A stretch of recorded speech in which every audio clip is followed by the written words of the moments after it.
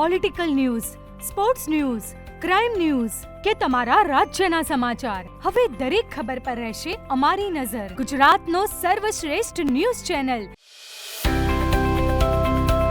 ચાણસ્મા ખાતે કંબોઈ જિલ્લા પંચાયતના મધ્યસ્થ કાર્યાલયનો પૂર્વ કેબિનેટ મંત્રીના વરદ હસ્તે શુભારંભ કરાયો હતો.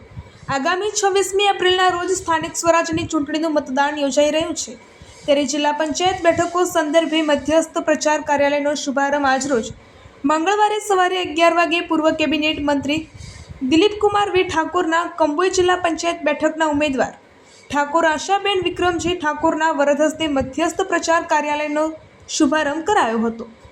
રિપોર્ટર કમલેશ પટેલ. જનતા પાર્ટીએ મારા વાઇફને આ ત્રીજી ટર્મ કંબોઈ જિલ્લા પંચાયતની ટિકિટ આપી છે. એ સૌ આ પંચસ્થ બેઠાએ અને નીચે જે બ્રાન્ડ આગેવાનો છે તેમના વિશ્વાસથી અને તેમના સહકારથી આ ત્રીજી વખત ટિકિટ આપી છે. અને જઈ ટર્મમાં ઉત્તર ગુજરાતની ફર્સ્ટ ટર્મ લીડથી આ તમે બેઠેલા સૌ બ્રાન્ડને જીતાડ્યા હતા. અને ભારતીય જનતા પાર્ટીને અમારા ઉપર નહીં પણ તમારા પર વધુ ભરોસો મૂકી અને ભારતીય જનતા પાર્ટી ફરી ત્રીજી વખત ટિકિટ આપી છે.